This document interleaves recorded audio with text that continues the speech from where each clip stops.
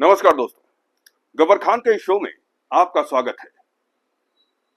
आज हम बात करेंगे भारत और पाकिस्तान के युद्ध विराम की। तो आखिरकार भारत और पाकिस्तान के बीच युद्ध विराम हो गया। ये कैसे हुआ, क्यों हुआ? आज पूरा देश प्रधानमंत्री मोदी के साथ खड़ा है। पूरा देश पाकिस्तान के खिलाफ उबल रहा था। पूरा देश बस कुछ नहीं, पाकिस्तान को नाको चने चबवा देने की मंशा रख रहा था। लोग ये मानकर चल रहे थे कि अभी नहीं तो कभी नहीं। जिन आतंकवादियों के बल पर पाकिस्तान फुदकता रहा है, भारत के खिलाफ साजिश रचता रहा है, तो हमारी सेना ने उन्हें तगड़ा जवाब दिया है।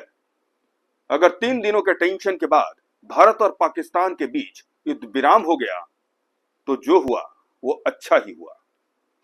क्योंकि प्रधानमंत्री मोदी हमेशा कहते रहे हैं, ये वक्त युद्ध का नहीं है। रूस और यूक्रेन जंग के बीच भी दोनों देशों को हमारे प्रधानमंत्री ने यही कहा था, ये वक्त युद्ध का नहीं है। लेकिन पाकिस्तान को जवाब देना भारत के लिए मजबूरी बन गई। पाकिस्तान की नाफरमानी पर पीएम के निर्देश के बाद हमारे जवानों ने पाकिस्तान को अंदर तक घुसकर मारा। उनके जितने भी बड़े शहर थे, वहां तक भारत की मिसाइलों ने धमाका किया।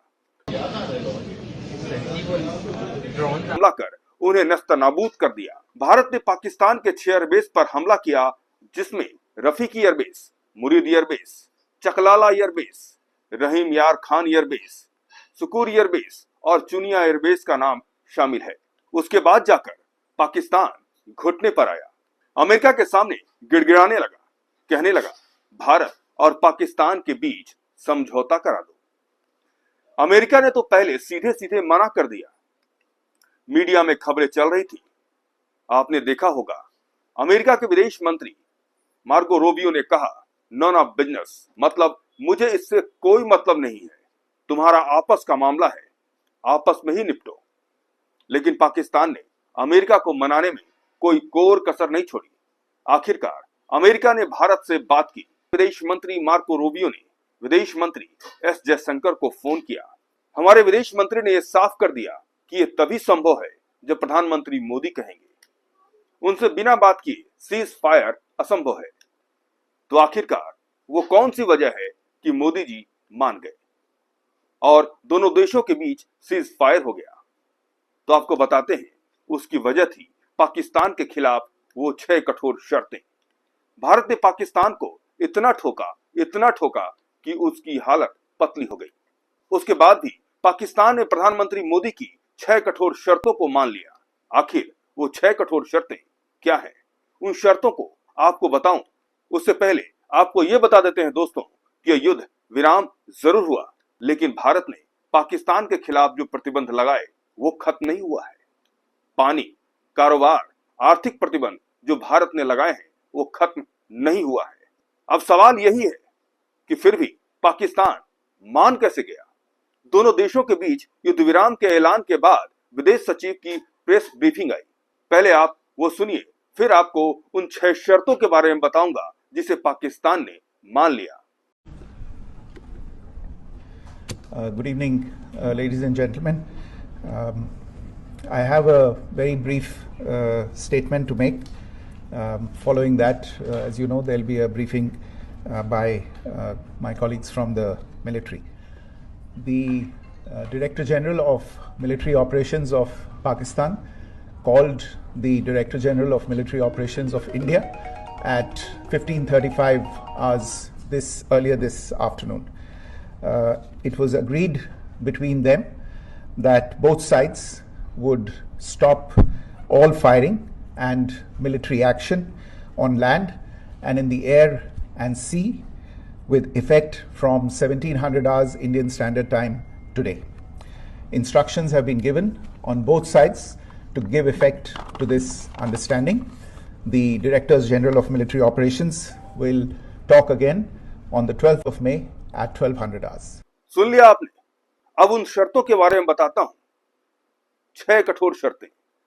फिर भी पाकिस्तान मान गया, वो भी तब जब भारत ने पाकिस्तान में भारी तबाही मचा दी। घुस घुस कर पाकिस्तान को अंदर तक मारा। पाकिस्तान को पूरी तरह से तबाह और बर्बाद कर डाला। पाकिस्तान के पैसे खत्म हो गए। पाकिस्तान गिड़गिड़ाने लगा। पाकिस्तान लगातार अमेरिका से गुहार लगाता रहा।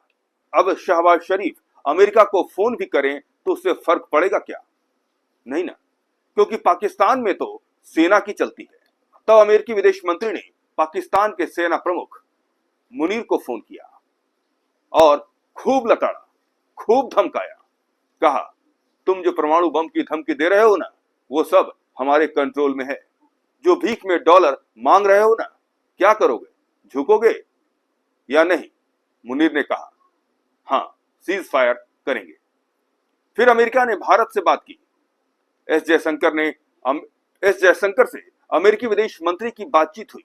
एस जयशंकर से अमेरिकी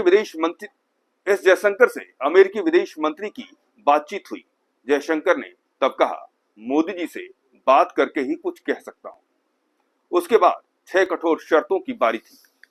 फिर भी पाकिस्तान मान गया। आखिर वो 6 शर्तें क्या है, सुनिए। पहली शर्त, आतंकवाद को बर्दाश्त नहीं करेंगे, कोई सबूत नहीं देंगे। पहले जांच करेंगे, सबूत निकालेंगे, फिर अंदर तक घुसकर मारेंगे, क्योंकि ये नया भारत है। हम घुसकर मारते हैं, आतंक को मिटाकर रख देंगे। अब बारी थी शर्त नंबर दूसरी। अगर पाकिस्तान ने कभी बम धमाका किया, जैसे उसने मुंबई में किया था, तो ये एक्ट ऑफ वार माना जाएगा। पहले हम सबूत खोजेंगे और पाकिस्तान को घुसकर जवाब देंगे। अब बारी थी शर्त नंबर तीसरे की, गोलीबारी। जैसे कभी भी घुस गए, गोलीबारी कर दी, हमारे नागरिकों को निशाना बनाया, तो ये भी एक्ट ऑफ वार के अंदर आएगा। वो भी हुआ, अगर वो भी हुआ तो हम इसे युद्ध मानेंगे। चौथी शर्त, विमान अपहरण।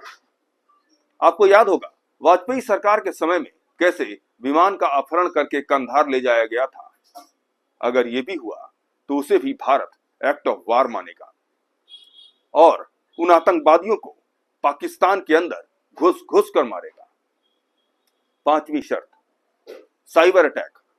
अगर हमारे देश में कभी भी किसी सुरक्षा प्रणाली में सेंध लगाने की कोशिश हुई, चाहे बैंक हो, रेलवे हो, कहीं भी हो, उसे भी एक्ट ऑफ वार माना जाएगा।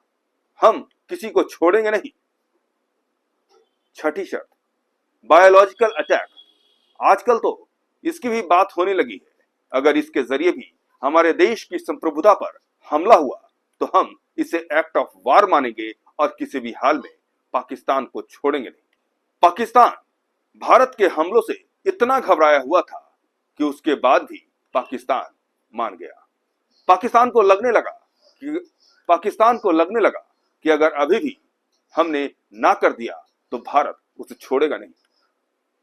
दूसरी बात, उसे उधार के रुपए भी तो चाहिए जो अमेरिका से लेने थे। रुपए भी मिले, नहीं तो भूखा नंगा पाकिस्तान बर्बाद हो जाता। एक तरफ भारत के हमले नहीं झेल पाता तो दूसरी तरफ भूखे मर जाता। नमस्कार दोस्तों, फिर एक नए वीडियो में फिर होगी मुलाकात।